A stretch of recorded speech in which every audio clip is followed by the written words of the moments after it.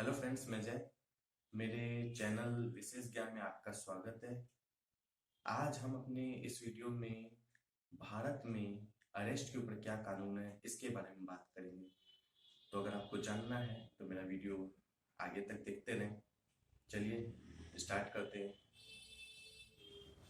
तो चलिए देखते हैं। यदि पुलिस किसी व्यक्ति को अरेस्ट करके ले जाती है और जेल में डाल देती है, तो उसे अरेस्ट करते वक्त व्यक्ति को क्या-क्या अधिकार हैं, जो जब उसे अरेस्ट किया जा रहा है। कई बार देखा गया है कि जब पुलिस अरेस्ट करने आती है, तो आपको नहीं पता होता कि पुलिस से क्या पूछें। तो सबसे पहली चीज़ तो ये है, आप पुलिस ऑफिसर से पूछ सकते हैं कि आपको किस ग्राउंड पर गिरफ्तार किया जा रहा है। अगर पुलिस के पास आपके खिलाफ वारंट होगा, तो पुलिस बताएगी आपके खिलाफ वारंट है और इन इन ग्राउंड्स पर आपको अरेस्ट किया जा रहा है। उन केसेसों में जब पुलिस को वारंट की आवश्यकता नहीं है, जब आपने पुलिस के अनुसार कोई गहन अपराध किया है, लेकिन तब भी पुलिस को यह बताना पड़ेगा कि किन ग्राउंड्स पर आपको वो अरेस्ट कर रही है। ये तो कुछ इम्पोर्टेंस बातें हैं जो आपको ध्यान रखनी है। और सुप्रीम कोर्ट ऑफ इंडिया ने कहा है कि जब व्यक्ति को गिरफ्तार किया जाता है तो उसके क्या-क्या अधिकार हैं और क्या चीज़ें पुलिस को करना आवश्यक है। भारत के संविधान का आर्टिकल 21 वह बताता है, वो बात करता है rights to life and liberty, कि लेकिन अगर किसी व्यक्ति को जेल में रख दिया गया है तो उसकी सभी चीज़ों का हनन होता है। इसलिए हमारे देश में किसी व्यक्ति को अरेस्ट करने के लिए बहुत ही सॉलिड कानून का फ्रेमवर्क है। ये अलग बात है कि इसका पता ना हो पाने के कारण व्यक्ति इसका यूज़ नहीं कर पाते हैं। सुप्रीम कोर्ट ने बहुत सारी जजमेंट दी हैं जिनमें इन गाइडलाइंस की व्याख्या की है। यदि हम बात करें Jogendra Kumar versus state of UP की, तो सुप्रीम कोर्ट ने कुछ 3 फंडामेंटल बातें कही हैं अरेस्ट को लेकर, कि पुलिस ऑफिसर को किसी व्यक्ति को अरेस्ट करने का राइट है, ये एक अलग बात है, लेकिन जस्टिफिकेशन होना किसी व्यक्ति को अरेस्ट करने की, ये एक अलग बात है। जैसे पुलिस ऑफिसर को किसी व्यक्ति को अरेस्ट करने का अधिकार है, लेकिन बड़े रूटीन मैनर में अपने अधिकार का इस्तेमाल नहीं कर सकता। यदि किसी व्यक्ति ने आपके खिलाफ कंप्लेन की है, तो उस बेसिस पर ही आपको अरेस्ट नहीं किया जा सकता। पुलिस ऑफिसर को ये इंक्वायरी करना पड़ेगा और उसके पास एक रीजनेबल जस्टिफिकेशन होना चाहिए, एक बेस होना चाहिए कि वह कंप्लेन जेन्युइन है। केवल सस्पिशन के बेस पर किसी व्यक्ति को अरेस्ट नहीं किया जा सकता। ये तो हो गई फंडामेंटल बातें जो आप ध्यान रखें। अब हम स्पेसिफिक गाइडलाइंस की बात करते हैं। तो D K Basu versus state of West Bengal एक लैंडमार्क केस है। इसमें सुप्रीम कोर्ट ने बहुत सारी गाइडलाइंस को लीड आउट किया है। इसमें से कुछ पर हम बात करते हैं। जब पुलिस ऑफिसर आपको अरेस्ट कर रहा है, तो उसका नाम और डेजिग्नेशन साफ साफ उसकी यूनिफॉर्म पर होना चाहिए। बिना नेम टैग और डेजिग्नेशन के कोई भी व्यक्ति आपको अरेस्ट नहीं कर सकता। दूसरी बात, जब आपको अरेस्ट किया जा रहा है तो पुलिस को मेमो अरेस्ट बनाना पड़ेगा। ये क्या होता है, आप ये सोच रहे होंगे।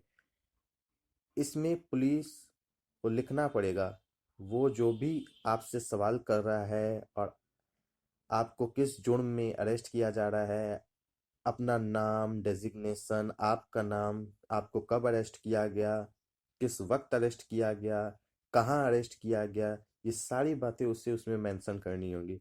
और एक बात ध्यान रखने की है, इसे थर्ड पर्सन द्वारा काउंटर साइन किया जाना चाहिए। वह या तो आपकी फैमिली या फ्रेंड्स द्वारा भी साइन किया जा सकता है, या कोई इंडिपेंडेंट व्यक्ति विटनेस के रूप में साइन कर सकता है। और तीसरी बात यह है कि आपको अरेस्ट करने के 12 घंटे के अंदर आपके घर वालों, आपके रिलेटिव्स या आपके फ्रेंड्स जो आपसे हमदर्दी रखते हैं, उन्हें इन्फॉर्म करना होगा पुलिस को। ये उनका एक कर्तव्य है। और उन्हें ये बताना होगा कि आपको कब अरेस्ट किया गया, कहाँ अरेस्ट किया गया और किस जुर्म में अरेस्ट किया गया है। आपको और कहाँ रखा गया ये भी उन्हें वहाँ बताना पड़ेगा। पुलिस द्वारा आपको इन्फॉर्म टेलीफोन या टेलीग्राम भेजकर आपके परिवार वालों को इन्फॉर्म कर सकती है, या जो लीगल ऑर्गेनाइजेशन है आपकी स्टेट की, एरिया की, उनके द्वारा भी सूचना पहुंचाई जा सकती है। आपको अरेस्ट करने के 24 घंटे के अंदर पुलिस आपको मजिस्ट्रेट के सामने पेश करेगी। पुलिस का यह कर्तव्य है। मजिस्ट्रेट या तो आपको रिहा कर सकता है या ऑर्डर कर सकता है कि एक निश्चित समय की अवधि के लिए वह वापस आपको पुलिस स्टेशन भेज सकता है। लेकिन लॉ कहता है कि मजिस्ट्रेट आपको 90 दिन से ज़्यादा पुलिस कस्टडी में नहीं रखने का ऑर्डर दे सकता। यह एक मैक्सिमम अवधि है।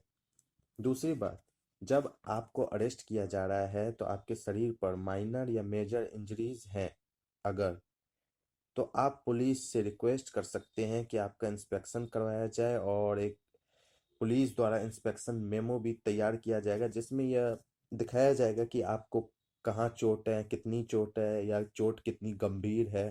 ये सारी बातें उसमें मेंशन की जाएगी। यह इसलिए किया जाता है क्योंकि कई बार देखा गया हमारे देश में कि जब व्यक्ति को अरेस्ट किया जाता है तो उनके शरीर पर या तो चोट होती नहीं है, या चोट होती है तो मामूली चोट होती है, लेकिन जेल में जाने के बाद कई जगह और भी चोट लग जाती है या वो चोट गहरी हो जाती है। इन सब बातों को ध्यान रखकर यह किया जाता है। और अगर मान लीजिए आपका इंस्पेक्शन मेमो नहीं बनता है तो लॉ के अनुसार गिरफ्तारी के हर 48 घंटे में आपका मेडिकल इंस्पेक्शन होना आवश्यक है। ये इंस्पेक्शन उन प्लेन डॉक्टर के द्वारा किया जाएगा जिनकी लिस्ट आपके डिस्ट्रिक्ट में अवेलेबल है। इसके अलावा एक बात मैं और आपको बता दूं कि किसी भी महिला को सूर्य उदय और सूर्य अस्त के बाद गिरफ्तार नहीं किया जा सकता। गिरफ्तार करने के लिए पुलिस ऑफिसर को मजिस्ट्रेट की स्पेशल ऑर्डर लेनी होगी। और लॉ में यह भी कहा गया है कि किसी नाबालिग बच्चे को, 18 साल से कम उम्र के बच्चे को फोर्सफुली गिरफ्तार न किया जाए। तो आई होप कि आपको यह समझ में आया होगा कि हमारे देश में अरेस्ट के ऊपर क्या कानून है। अगर आपको मेरा वीडियो अच्छा लगा और समझ में आया तो प्लीज़ मेरे वीडियो को लाइक कीजिए, मेरे वीडियो को शेयर कीजिए और मेरे चैनल को सब्सक्राइब कीजिए। Thank you friends.